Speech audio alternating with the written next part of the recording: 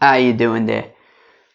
Welcome back to Babylon Talmud. Today we're studying Daf Yud Beis, Daf 12 of Masechta Gittin. Friends. This is going to be a long one today. I don't know how long it's going to take. I haven't started recording yet. But, friends, my gut says it's going to be a long one. First of all, we have about a daf and a half to do today.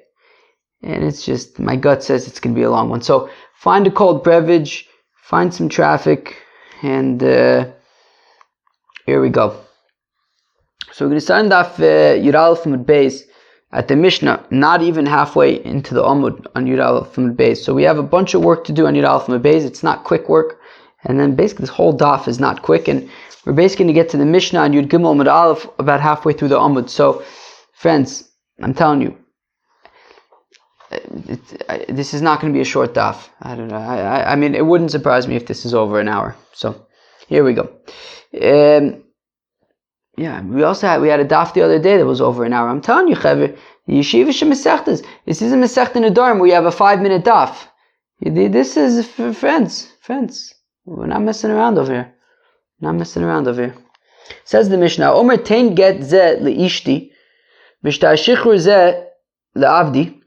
Okay, so a fellow says to him, we saw this the other day, a fellow says to his messenger, Tein get ze leishti, give this get isha to my wife, v'shtar shichur ze leavdi, or this emancipation document, right, a freedom document to my eved, im rotza lachzu b'shnei yachzu divrei Meir. So Meir says that he can retract. What are the people? Excuse me, one second. What are the people talking about outside? That's not good. It's my neighbors talking. They might be talking for a few minutes. All right. Well, we'll just hope for the best because they could talk for a while. Okay. So Meir says that in both cases, they could be the guy could be choser, right? So the husband, right? So if he sends a get with a messenger to his wife, or if he sends a get shichur with a messenger to his eved. So in both cases, says Reb Meir, that the master or the husband can change his mind as long as the eved or the isha have not yet received their respective documents. Whereas the chachamim say, Gittin noshim, aval lo, b'shichuri avodim. Whereas the Chacham say that by a get, this is insane. One second. Okay, there's this little flying thingy that's like flying around over here. Oh, there it is. It seems like every time I start like talking, it like comes back. Okay. Maybe what I'll have to do is I'll just have to, because whenever I start talking, this little fly guy seems to come around. So maybe what I'll do is like, as I'm recording and the fly comes, I'll just like try to stop it from interfering.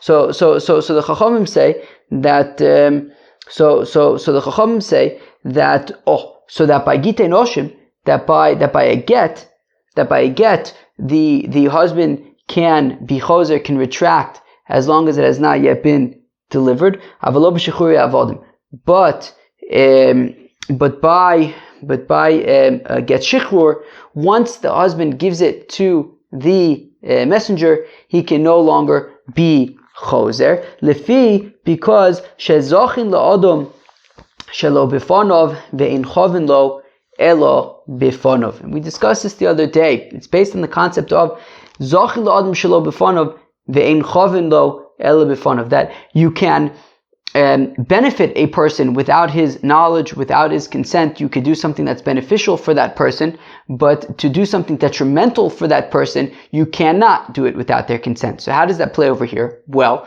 Reb Meir assumes that both by get isha and by get shichur, it is detrimental to the wife, it is detrimental to the eved to no longer be, a wife or an eved. We'll explain why, obviously you're probably thinking, what does that mean? Why would it be detrimental? Why would it be beneficial for an eved to be an eved? Okay, fine.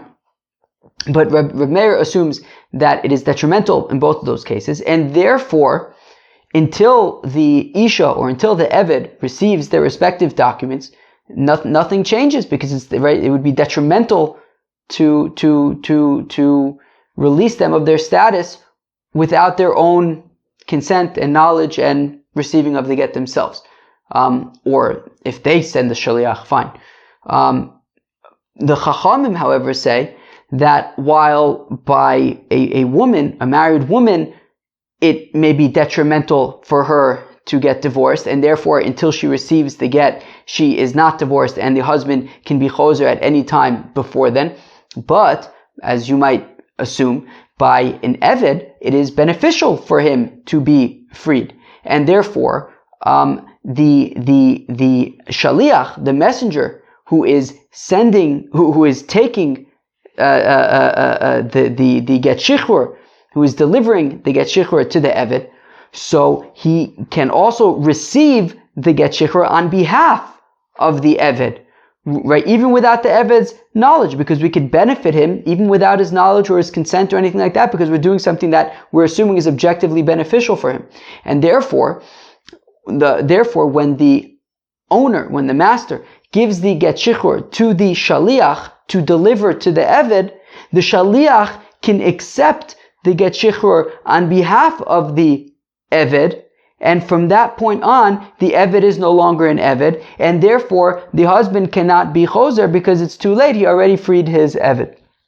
So that is pshat, right? So let's read that again. The fisha zachin la'adam shelo b'fanav. If you could benefit a fellow without his consent, without his knowledge, not in front of him, ve'ein chavin lo ela b'fanav. But to do something detrimental to that person, it would have to be with them. So she'im yirtzeh, and what makes it detrimental to release a wife but beneficial to release an Eved? Well, she'im yirtzeh shelo lazun es avdo. Well, for example, if he is not interested in providing food for his Eved, Rashai, he can do that. V'shelo lazun es ishto, but to not give food to his wife, Eino Rashai, he cannot do that. And the Gemara is going to explain what exactly this means. But therefore we see that it's more beneficial for the wife to be married than for the Eved to be an Eved. Amar lohem. Now Reb Meir responds to the Chachamim, but 1 second, you're missing a crucial piece, which is V'areyu posel es avdo min hatruma kishem sho posel es ishto. But Reb Meir responds to the Chachamim, and this is going to be a discussion at the end of today's daf, that Reb Meir responds to the Chachamim, and he says to them, yes, but you're forgetting a different factor, which is the truma factor. If this Eved, or this wife, right, if the wife is married to a kohen, or if the Eved is the Eved of a kohen, the wife and the Eved are able to eat truma, and by freeing the Eved, he can no longer eat truma. And therefore, Reb Meir says, in that sense, it's beneficial for the Eved to be an Eved because he can eat truma. And therefore, we can't assume that the Eved wants to, that it's objectively beneficial for the Eved to no longer be an Eved. And therefore, until he receives that document, he is not freed. And according to Reb Meir, the master can be choser at any time until the Eved receives the get shichur. And then the Chacham respond, they said to Reb Meir, Mipneshu Kinyano, because he is his property. The Eved is the property of the master, and the Gemara is going to explain what exactly they're responding by saying that the Eved is the property of the master. Okay, 10 minutes into the daf, and we've only done the Mishnah. We still have plenty to do before we even get to today's daf. Okay. Says the Gemara, Yosef, Rav Huna, Rav Yitzchok bar Yosef. Oh, so Rav Huna and Rav Yitzchok bar Yosef were sitting, Kamed Rav Yirmiyah, before Rav Yirmiyah, but Yosef, Rav Yirmiyah, v'kom en amne. And Rav Yirmiyah was dozing off, v'Yosef Rav Huna v'ka'amar. Now Rav Huna said, Shma mina midrabanon, so we see from the rabbis, Hatofes lebalchov kono. Yabarabara. So what does this mean? This means that if Ruvain owes Shimon money, Okay? And, right, so Reuven owes Shimon money. Now, Shimon's friend Levi is walking by Reuven's shop or whatever it is. And Levi says, I know that Reuven owes Shimon money. So he just goes and he chaps epis, he chaps metaltlin, he chaps epis from Reuven so that he can give it to Shimon. So looking at our Mishnah, where the shaliach can, right, there's this eved. The eved, it would be beneficial to go free. The shaliach can just take the get shichur from the master on behalf of the eved, and the eved is now free. Right? So again, v'yosef Rav Huna v'ka'amar, and Rav Huna says shma'amina midrabanan. So we see from the rabbis who say that once the master gives the get shichur to the shaliach, he can no longer be choser because the shaliach is accepting. He's being tofes. He's taking this get shichur on behalf of the eved. So hatofes lebal chov kana. So here also, if Levi is being tofes, if Levi is taking something from Reuven on behalf of Shimon who's owed money, it's kana, it works. Omer le Rav Yitzchak bar Yosef va'afilu b'makom shechav la'acherim. And now Rav Yitzchak bar Yosef says to Rav Huna, now this, it would sound like, at least from our Mishnah, even b'makom shechav la'acherim. What does that mean? It means even where it's detrimental to a third party, right? Meaning in our Mishnah, what's happening? The shaliach is accepting the get shichur from Reuven from the master on behalf of the eved, even though it's detrimental to the master. The master, right, by the shaliach accepting the get shichur on behalf of the eved, it's detrimental to the master who just lost his eved. So now the implication from there would be, if we apply that to hatofes lebalchov, what if Shimon didn't just owe money to Reuven? What if Reuven didn't just owe money to Shimon, but he also owed money to Yehuda, right? Levi's the one who's taking it, right? So Reuven owes money to Shimon, but not just to Shimon, he also owes money to Yehuda.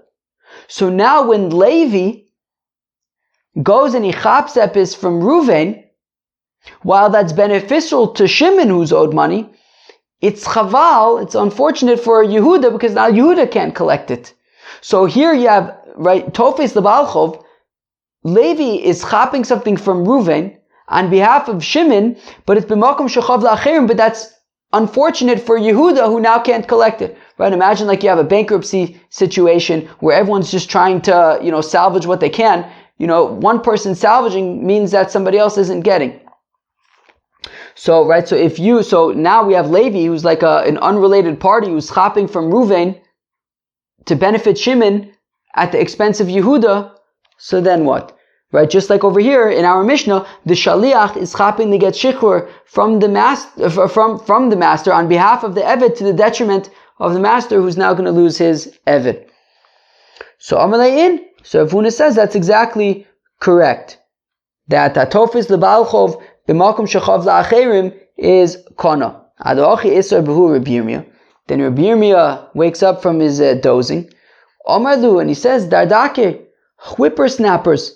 Hachi am Rabbi Yochanan. Rabbi Yochanan says, Hatofis lebalchov b'makom shechav la'acherim lo kana.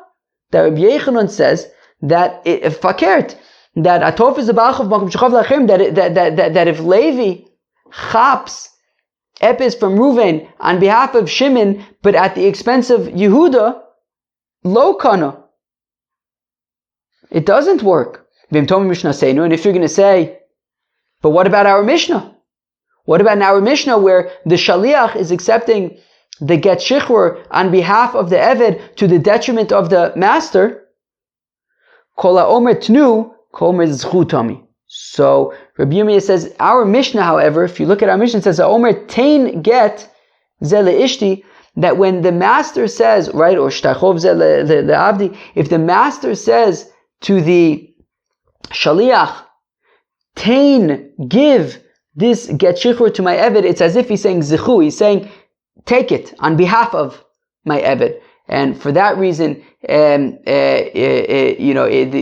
Shaliach is able to accept the document on behalf of the Eved to the detriment of the master, because the master is specifically saying in a lashon of Tenu, which is basically Zechu, he's basically saying accept it on his behalf, and that's why it's allowed. But in general, we would not say Hatofes lebalchov b'makom shechov la'acherim. We would not say that is we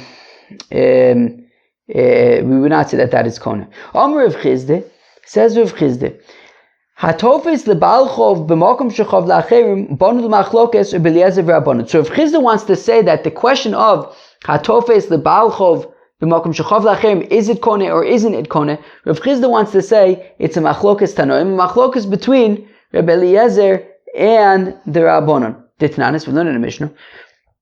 Mishaliket es hapeya, that if you have a fellow, right, Mishaliket es hapeya, if you have a fellow who, so you have a fellow, and the fellow has a field. Yeah, a fellow has a field. So he needs to leave a corner of his field as peya. He leaves a corner of his field, and that whatever's in that corner goes to the poor people. Okay. Now here, so there's not Misha Liketes peya, but what if he took his own peya, right? So he sets aside a corner of the field for the poor people, and then he takes what's there. The Omar, and he says, and he says, look, I'm going to give it to, I know a poor person, I'll give it to him. Right? So you have a person, and he sets aside the corner of his field for the poor people, and he says, you know what? Instead of just leaving it for any poor person, let me take it. I know a poor person, I'll give it to that person. So here you have Tofes lebalchov, right? You have this poor person who's able to, right? He's right. This stuff is for him. He's a poor person, he can collect it. And now you have the owner of the field who's taking this peya on behalf of this poor person that he knows, but it's b'makom shechav la'achirim, but it also is coming at the expense of all the other aniyim who are no longer able to take it. Rabbi Eliezer Omar Zochalo. Rabbi Eliezer says, that's okay. He could do it. Whereas the Chacham say nisht. The Chacham say no. Give it to the first poor person that you find. There's no favoritism over here. There's no, you can't just take this for a specific ani. So let's say that the machlokas between Rabbi Eliezer and the Chacham is about Hatofes lebalchov b'makom shechav la'achirim. That Rabbi Eliezer doesn't seem to have a problem with it. Doesn't seem to have a problem with the owner of the field taking the peya and giving it to a particular ani, even though it means that the other aniyim can't have it. Whereas the Rabbanan are saying, no way, no how. If you do this, no, you can't. Well, you can't do it. You have to give it to the first ani that you see. You can't choose which ani that you're going to give it to at the expense of other aniyim. Amar Meimar v'tem Rav Pape, Zokta Meimar, some taka say Rav Pape, Dilma Lohi. Maybe the machlokas between Rabbi Eliezer and the Chacham is not about Tofes lebalchov b'makom shechav la'achirim, whether it's allowed or not. Ad kan lo ka'am Rabbi Eliezer Hasam. The reason why Rabbi Eliezer says that the owner can take this produce and give it to the poor person that he wants. Well,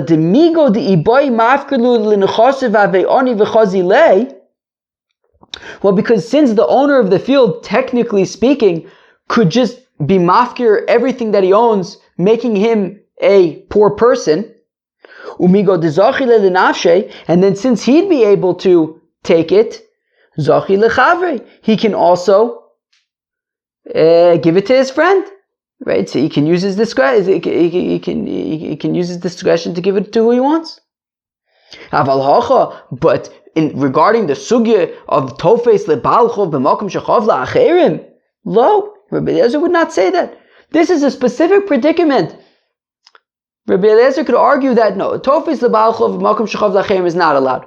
But this is not that. This is an anderazach. This is poor people being allowed to take peya. Technically speaking, he could be a poor person if he gives up everything that he has. And therefore, since technically speaking, he could also be a poor person, he could also, choose who he wants to give it to, right? If he was a poor person, he'd be able to have it. So he can also choose to give it to somebody else. And maybe the rabbis would say that atofis lebalchov makom shechav lachem is okay. So then why do they say over here that you have to give it to the first poor person that you see? You can't just give it to whoever you want. Right? The pasuk says, right? Don't take leket, which is things that fall while you're harvesting. So it says lo silaket lo ani. So we make a limud, right? Don't gather la'ani, lo tilakit lo la'ani. Don't gather it for a specific person. You can't do that. It's a special gzeres hakos. It has nothing to do with tofes lebalchov makom shchav la'acherim. It's simply the question is how to learn the pasuk lo silakit la'ani, lo silakit lo la'ani. Aval hocha lo, but it doesn't have any implications for tofes lebalchov. Fine. Okay, fine.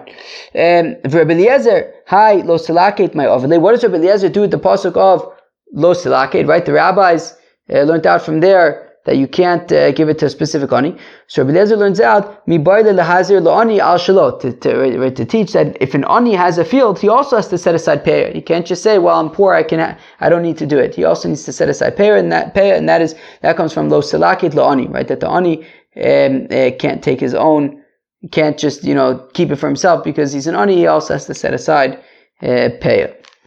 So the Mishnah had explained that the rabbis had said, look, it's beneficial for a wife to be married. It's not beneficial for an eved to be an eved. How come? Well, because an eved, if he wants to not give the eved mizonos, food, he can do that. If he doesn't want to give his wife food, he cannot do that. So what are we talking about exactly over here? So now, shmas mino. So now we get into this question of Yachol Rav Lomer le'eved aseimi ve'eni zoncho. So we get into this concept of, can a master say to his eved Kanani, an eved Ivri is a different Indian, but can he say to his eved Kanani, look, anything that you produce goes to me, and I'm also not paying for your food. How are you going to eat? Beg. Go around, ask people to be nice, to have mercy on you.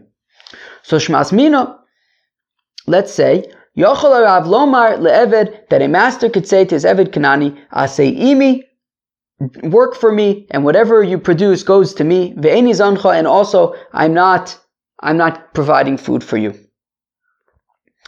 So the Gemara says no. The master cannot do that. Hochov mayaskinon. Here, what are we talking about in our Mishnah with providing food, not providing food? De omer le say ma'ase yodecho limzono secho. Here it's talking about where the master says to the Eved, he says, look, I'm not giving you food. Pay for your own food. You're working. Whatever money you make from your work, use to pay for your own food, and I'm not giving you your food. The kavoso gabe isha, which sounds like, therefore, we're saying that similarly, the analogous case by a wife would be the amarla si ma'ase yodayich bimzonosayich, that he's saying to his wife, look, I'm not paying for your food, you work and pay for your own food. Isha amai lo, but if that's the case, so then, right, the Mishnah seems to be saying that he can't do that, right? Meaning we're saying that, whereas by an Eved, he could say, I'm not paying for your food, go pay for your own food. He can't say to his wife, I'm not paying for your food, go pay for your own food. But amai lo, why not? We learn Masechta Ksubis, right? They can make an agreement that she pays for her own food, right? Whatever she makes goes to her, and she pays for her own food. So Isha b'dilo sapko. Well, because we're talking about a situation by the wife where, yes, the arrangement is that she works and she keeps whatever she earns and she pays for her own food. However, she's not earning enough to actually pay for her own food. And therefore, we're saying that he needs to pay, he needs to make sure that she has enough food. Eved nami b'dilo sapik. So why don't we say the same thing by an Eved? That that the arrangement is that the Eved needs to work to pay for his own food. But if he's not making enough money to pay for his own food, shouldn't his master have to pay for providing him with food? So the Gemara says no. Look, if you have an Eved Kanani who's not even providing enough value to pay for his own food, why does his master or mistress need him? Right? So the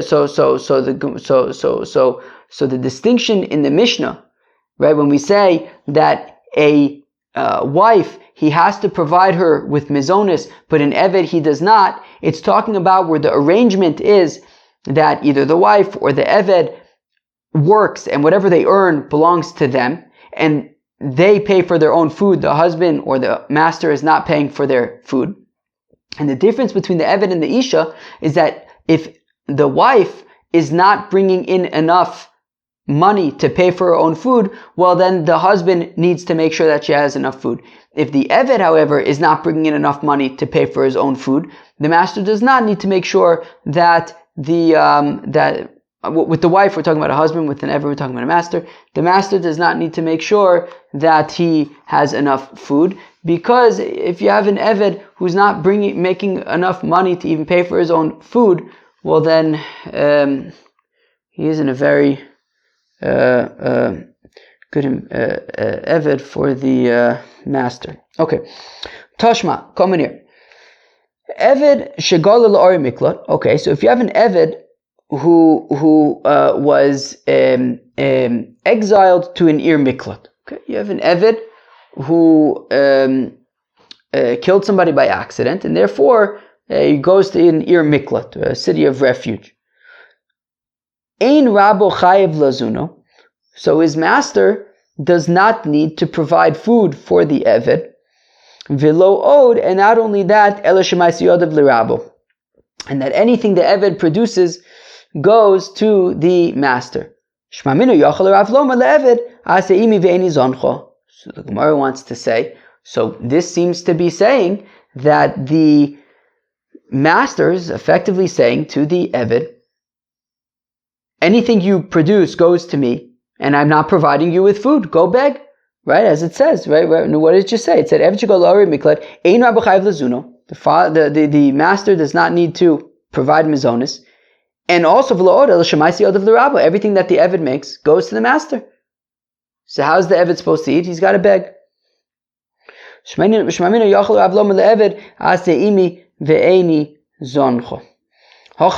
Gemara says no, nisht.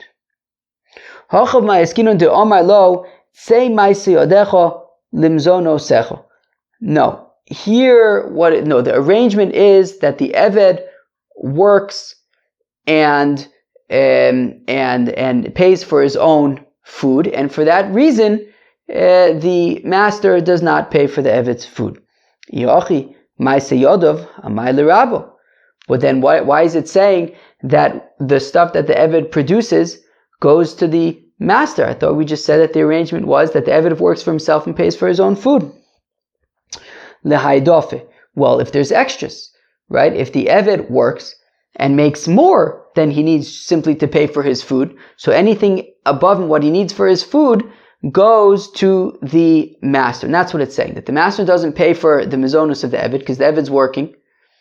And when we say that the Maaseh Yadayim goes to the master, that's whatever is extra above and beyond what he needs to eat.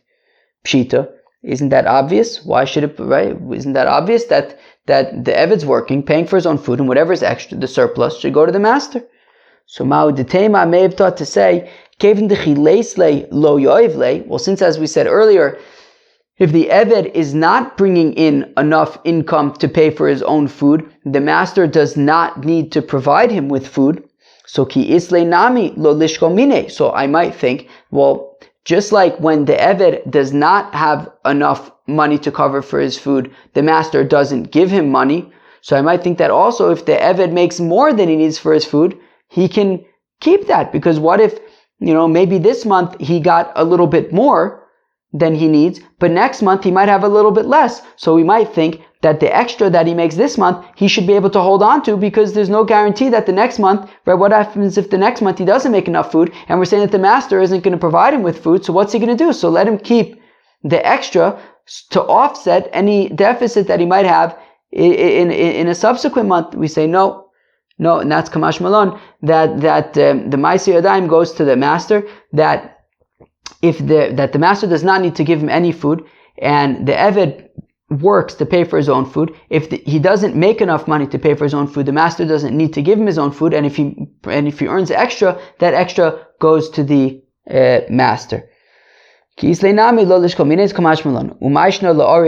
how come we had to point out that the Eved is in an Ir Miklat? What's special about an Ir Miklat? Wouldn't this be the same even if he wasn't in the Ir Miklat?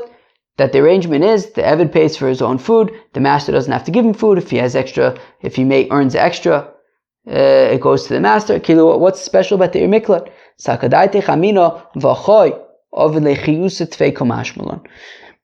Well, by an Ir Miklat, it dafka says, V'nosel achas ha'arim ha'el v'choy, and you will live. So I might think, Avid le chiyusa tvei. Okay, maybe in an Ir Miklat we have to, give the Eved a better predicament, because it says v'choy, you should live, it should be good, geshmak. No, Kamash Malon, even in an Ir Miklat, it's the same arrangement, that the Eved works to pay for his own food, and if there's not enough, he has to figure it out. If there is more, so then he gives that to the master. But now, so Be'etzim we said that by the Eved, we're talking about, so far what we've said is that by an Eved, a master cannot say, whatever you earn goes to me, and I'm also not giving you food. He can't say that. What he can do is he can have arrangement with the Eved, that the Eved needs to work and pay for his own food, and the master's not going to give him, provide him with food, and if he doesn't make enough money to cover his food, well, then he's got to figure out on his own. So that seems to be the situation that we're talking about. But if we continue in that brisa, it says, Aval isha shegolsa le'ari mikla. But now we talk about a woman, a wife who goes to an ir miklat. Baila chayav b'mizonoseha. Her husband is obligated to pay for her food. Michlal dilo omar lo, which implies that it is not talking about a situation where he says to her, work and earn money to pay for your own food.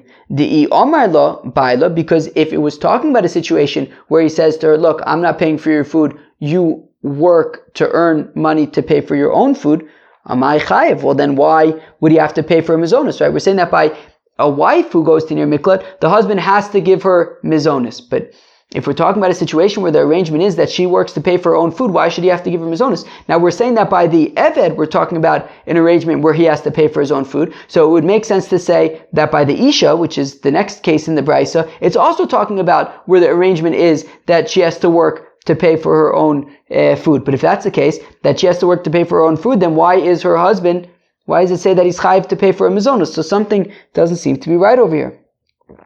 Where am I? Amar la baila, am I chayiv? Umideseifa delo amar la, and therefore from the fact that the husband needs to pay for her mizonos, clearly it's talking about where she's not working to pay for her own food. So then reishanami delo amar le. Well, and therefore if the situation of the wife in the Ir Miklat is not talking about where she has to pay for her own food, well then the Eved also is not talking about a situation where he has to pay for his own food.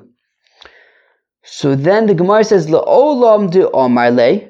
Okay, so the Gemara says that really is talking about where the arrangement is that they do need to work to pay for their own food. The Eved needs to work to pay for his own food. The woman needs to work to pay for her. The wife needs to work to pay for her own food. Now, what does it mean then that the husband needs to pay for her mizonis? Ve'isha b'dilo sapka, and it's talking about okay, and so it's talking about with the wife where she is not making enough money to cover her food, and we're saying that the husband needs to pay for her mizonis, right, to make sure that she has enough mizonis, which is not the case by the Eved. V'hami de ketani seifa. Okay, so we just said that both by the Eved and by the Isha in the Ir Miklat, it's talking about where the arrangement is that they have to pay for their own food. The husband does not need to provide them with food. But in the event that that they are not making enough money to cover their food bills, so by the wife, the husband would have to make sure she has food. Not so by the Eved. But one second, V'ami de Ketani Seifa, later on in the Brisa it says, V'im Omar lo tzi'i ma'aseh yodaych b'mzonosayich rashai, that then the Brisa continues and says, but if he says to her that you work and make, and earn money to pay for your own food, Michlal Diresha Delo Omar Lo. But from the fact that the Brisa continues and talks about what would happen in the event that the husband says, hey, to his wife, hey, why don't you work and pay for your own food? That implies that up until now, we're not talking about where he says that you should work to pay for your own food. So, it says the Gemara, Hachi Kamar, no, this is what it's saying. Ve'im maspekes, if she's making enough money to pay for her own food, ve'omar lo, and he says to her, Tzi'i ma'aseh yodaych b'mzonosayich, pay for your own food, Rashai, he is allowed to.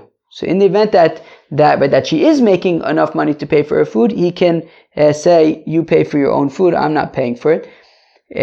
Maspekes ma'alemeimur. But if that's the case, that she's making enough money to pay for her food, then obviously they can have this arrangement. That's the simple case, right? Pay for your own food. She's making enough money to pay for her own food, to pay for her own food. Okay. So well, we may have thought to say that al tznius, it's not nice that this woman is now in a new place, in an Ir Miklat. It's a new city where she doesn't know people, and she's going around and doing business and making money with people that she doesn't know. So you might think that maybe that wouldn't be a good thing. We say Kamash Mila, no, it's all gravy. She can go out, make her own money, pay for her own food, and that is that. So now says the Gemara, Lema Kitanoi. So let's say that this shaila of Yochol Rav Lomer le'eved asei imi ve'eni zoncha. Let's say that this shaila of can a master say to his eved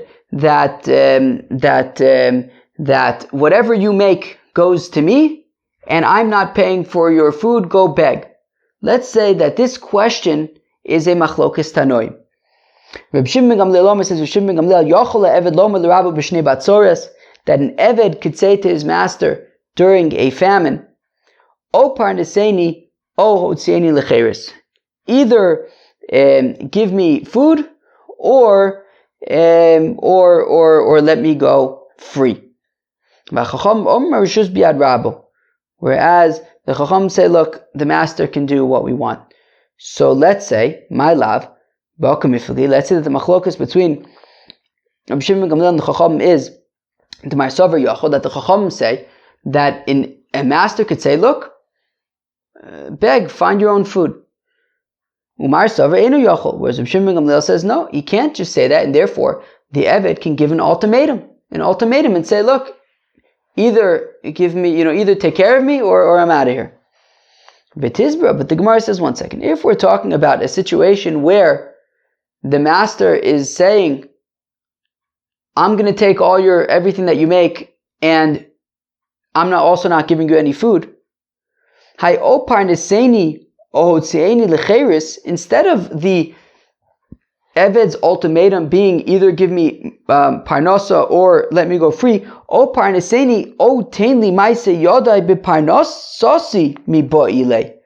well, if we're talking about a situation where the master is saying that anything you make goes to me and I'm also not giving you food, well then the Eved shouldn't just say either take care of me or let me go free. What he should say is either take care of me or let me at least hold on to my own earnings so that I can pay for my own food.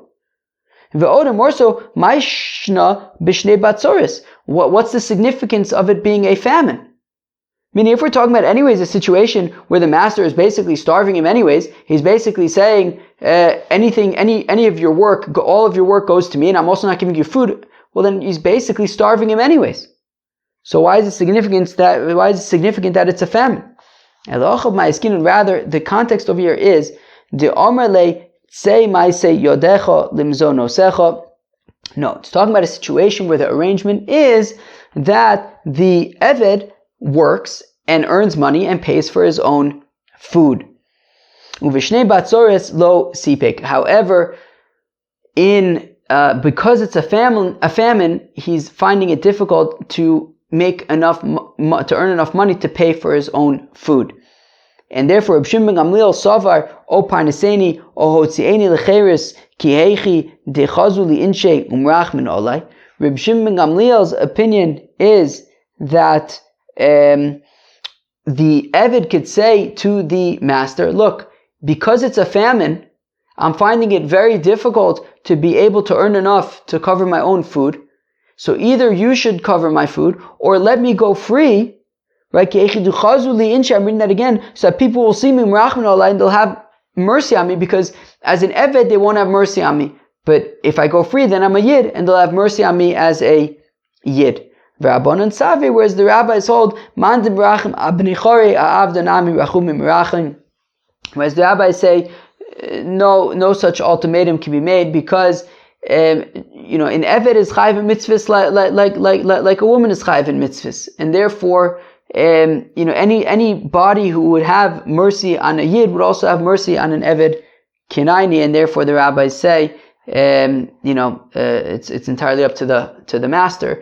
No such ultimatum can be made, but there's no bearings here for whether or not Yochel Rav Lomer leEved Aseimi ve'eni zoncho. Toshma. Okay. Come here. The Omer Rav says Hamakdish Yidei Avdo Oso Eved Love v'Ocha v'Osei Uforea.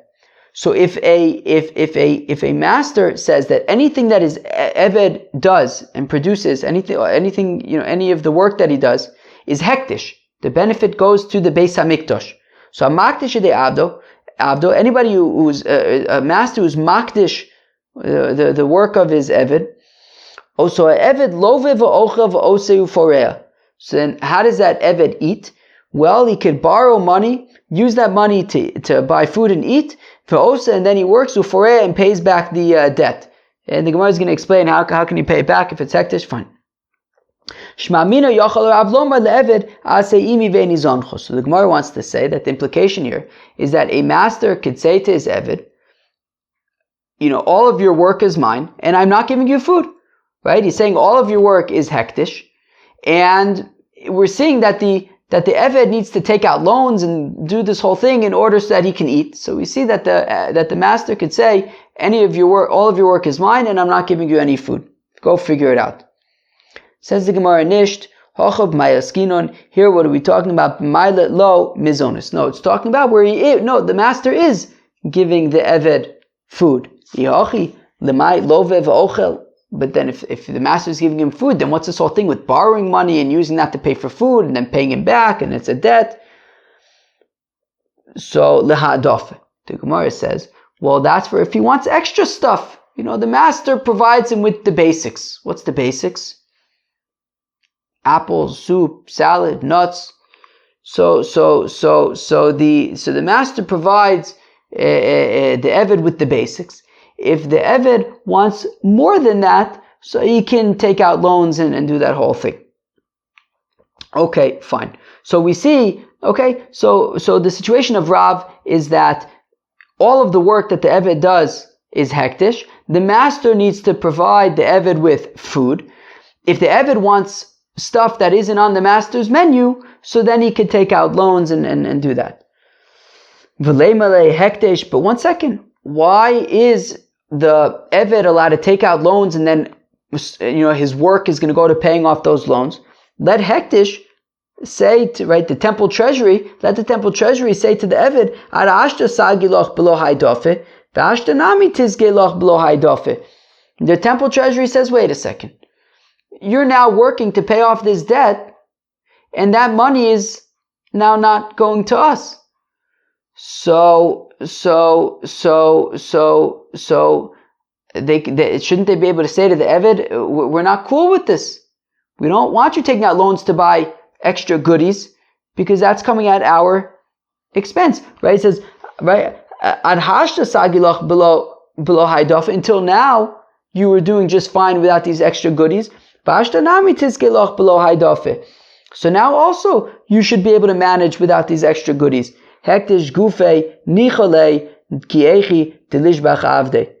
To which the Gemara answers, no, it's actually in the interest of the temple treasury that the Eved should be able to buy these extra goodies, because if the Eved has this extra nutrition, so then he's going to be a better Eved and he's going to produce more work, and that work is going to the temple treasury.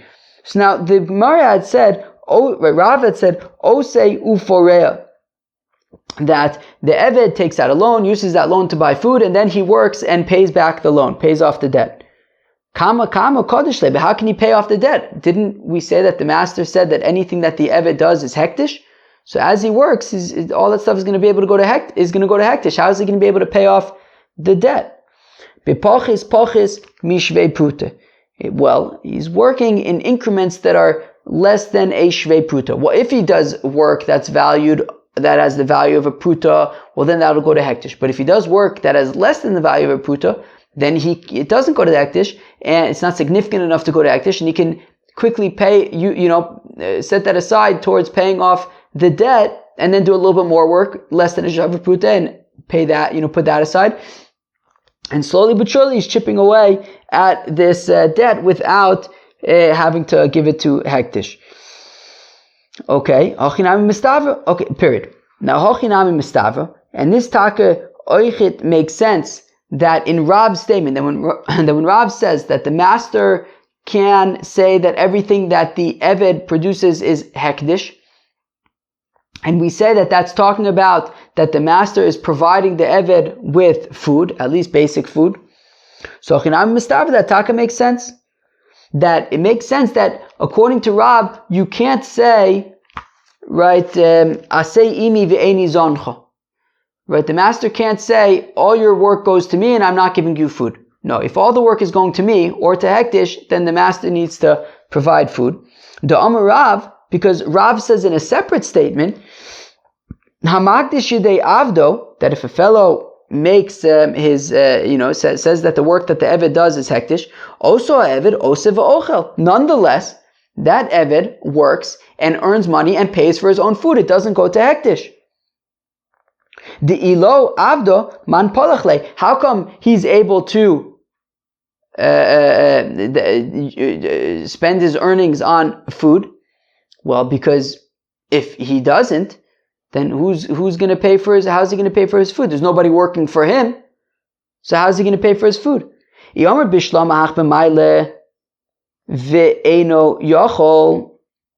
So I understand if the first statement of Rav is talking about where a master cannot say that all your earnings go to me and I'm not paying for your food. And the first case is talking about where he is paying for the food, right? So the first case of Rav is when anything that the Eved produces goes to hektish, and the master is providing him with food, because he can't say that, all your work goes to hektish and I'm also not providing you with food. Veha, and the second statement of Rav is b'she'eno maile, where the master is not giving the Eved food, and therefore we say, well then, if the master is not giving the Eved food, well then the Eved's earnings can go towards his food, because otherwise how is he going to be able to pay for his food? There's nobody working for him. So Eli Omart hach b'she'eno maile v'yachol. But if you say that the first statement of Rav is talking about where the master is not providing food for the Eved, so it's talking about where everything the Eved does goes to hektish, and the master is not providing food for the Eved, and he's allowed to do that. He's right. He's allowed to say, anything you any work you do is not yours, and I'm also not providing you food. But then I don't understand the second statement of Rav.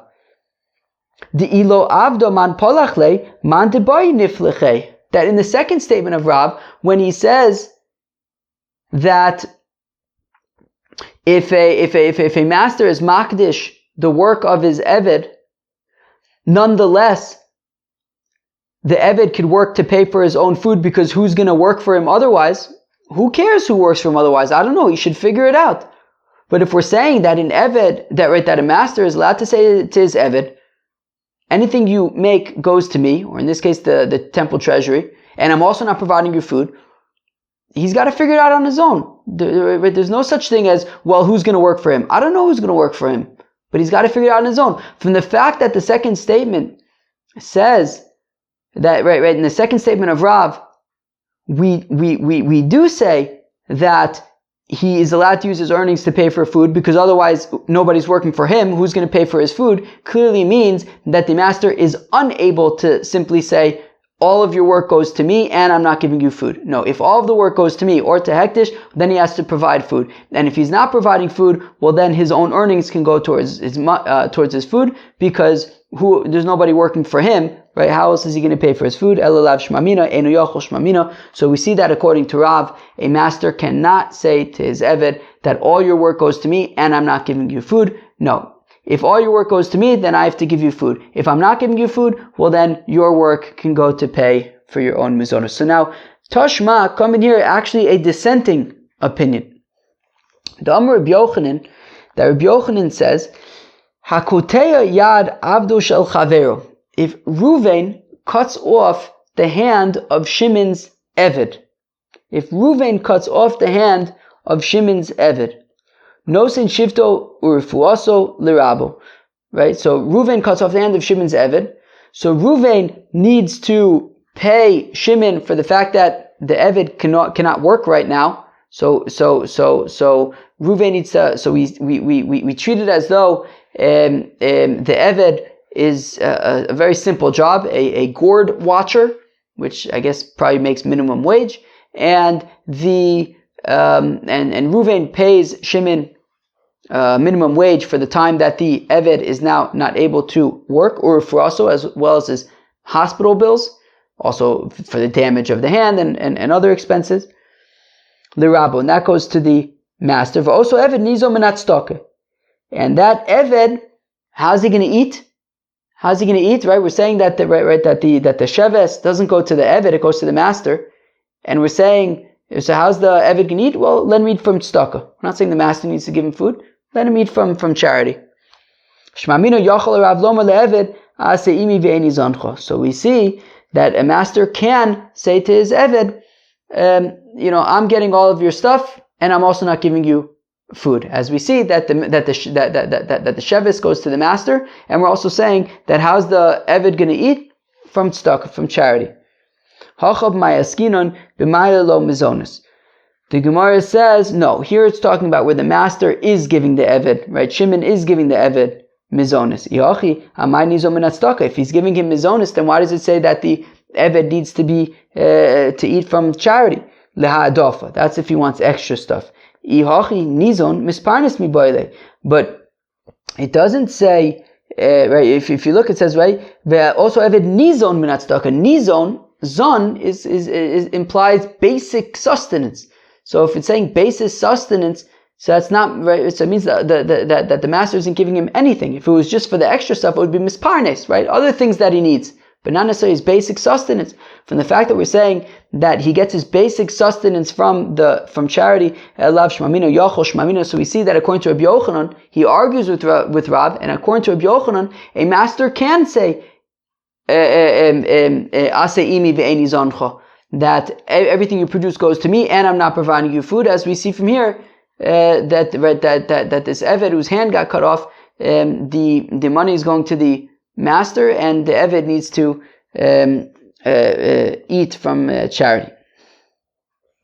Or Mamai, we said earlier, no sin shivto v'rfuaso lirabo, that the sheves, that the lost wages is paid to the master, as well as the payment for the doctors.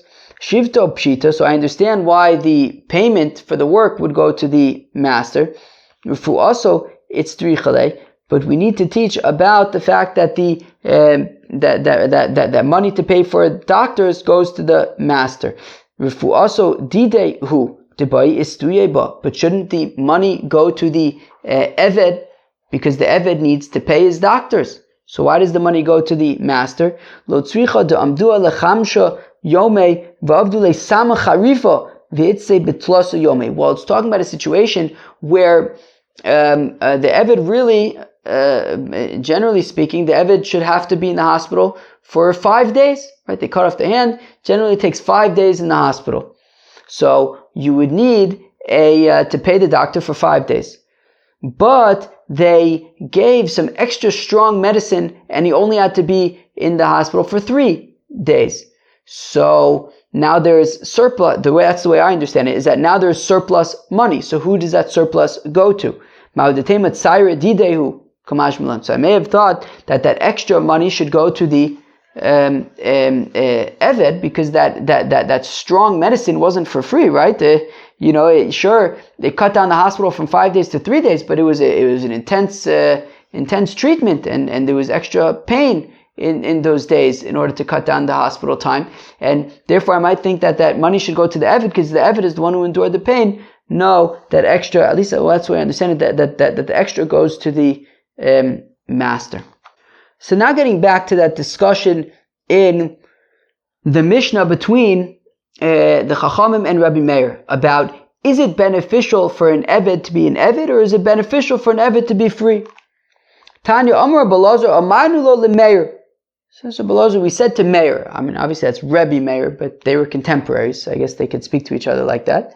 V'alo zchus hu leEved sheyotze mitachas yidei Rabba lecheres. Rabbi Elazar says to Rabbi Meir, I don't understand.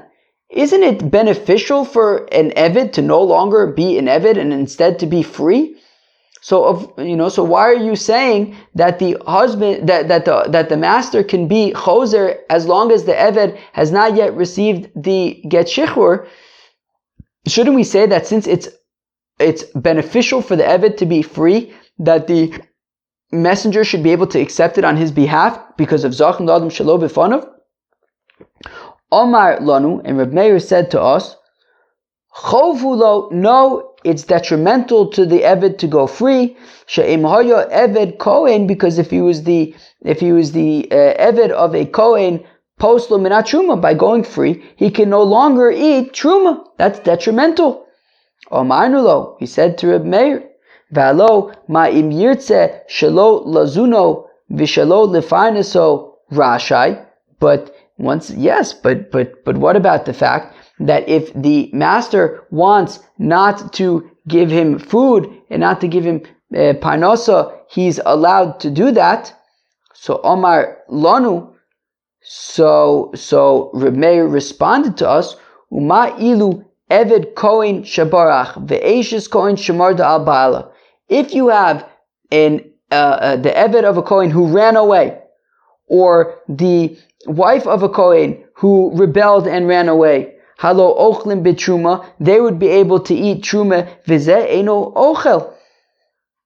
But this person cannot eat truma, right? Rav Meir, digs in on his argument that yes, but still, the fact of the matter is, even if he runs away, he could still eat truma. But by being free, he loses the ability to eat truma. And then the Chacham say, Aval isha chov hula shekain pasla min truma umafsida min amazonis. The Chacham say, but certainly when it comes to a wife, it would be detrimental for her to get divorced, because not only is she unable to eat truma, or for both things, she's unable to eat truma, and also she then loses out on her mizonis. Now, what exactly was this dialogue between Reb Meir and Reb Elazar? This is what Reb Meir says to Reb Elazar and the other Chachamim. Look, while you've replied to me regarding mizonis, and you're saying, look, that the wife loses out on mizonis, but the Eved doesn't, right, the master cannot give him mizonis, right? But what about Truma? What about the fact that the Eved loses out on his Truma? And if you're going to say, yeah, but the Truma isn't, you can always, with the Truma, the master can always throw the get to the Eved and then he loses the ability to eat Truma. So, yeah, but the Eved can always go far away where the master can't throw him a get shichur, and then he can continue to eat Truma. Uma'ilu Eved koyin shabarach ve'eshes koyin shemarda al baila hala ochlim betruma v'zeh eno ochel. Because after all, a Eved who runs away or a wife of a kohen who rebels and runs away, they could still eat Truma. And this person who becomes a freed Eved can no longer eat Truma. So again, Reb Meir is digging in and he's saying, look, even if he runs away, he could still eat Truma. But once he goes free, he can no longer eat Truma. That is a negative thing. Shapir Ka'amarlu, to which the Gemara says, so isn't Reb Meir making a good point that by becoming free, he can no longer eat Truma anymore? So Amar Rava says, Hainu de Kamahadre lei b'masnisen, and this is what the rabbis respond to Reb Meir in the Mishnah, Mipneshu Kinyano, that the Eved is the property of the master, the Bayu Shakil Arba Zuzim Yisrael Ufasul Le Kolecha de Isei.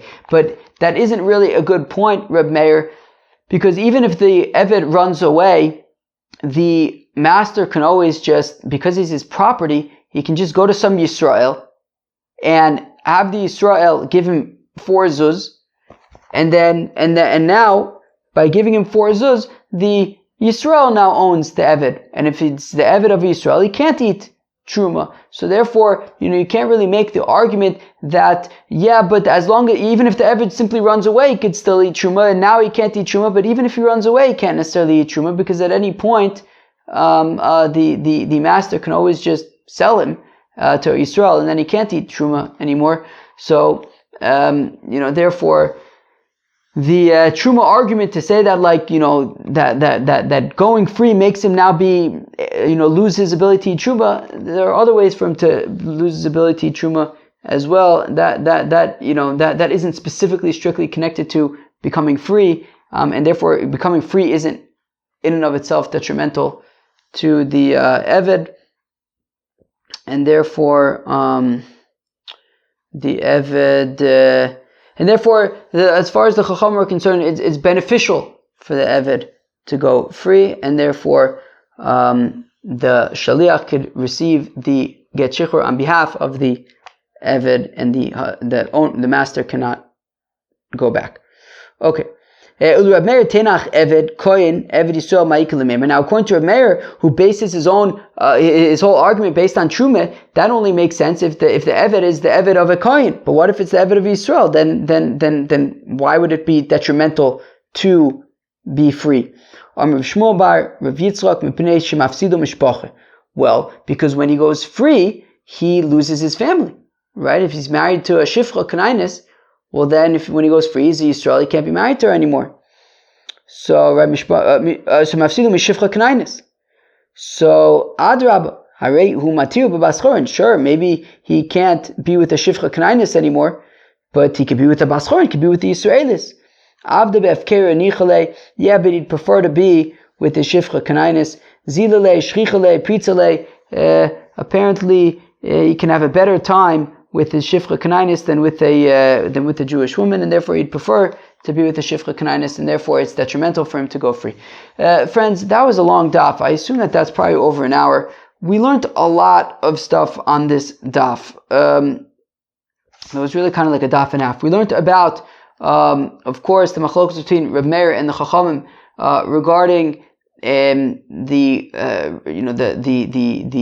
shaliach receiving the get shichur on behalf of the Eved, right? So both Reb Meir and the Chacham agree that when it comes to get Isha, the husband can be choser as long as she hasn't received it yet. By the get shichur, there's machlokas. Reb Meir says he can be choser as long as the Eved hasn't received it. The Chacham say that no, once the shaliach receives it on behalf of the Eved is free, and the master cannot be choser. This is because of the concept of Zachin Adam Shalo B'fanav Ve'en Chavim La Adam Ela B'fanav. We then got into the sugya of Tofes L'Baal Chov B'Makom Shechav La'acherim. This is an interesting concept, which I believe we said is not not allowed.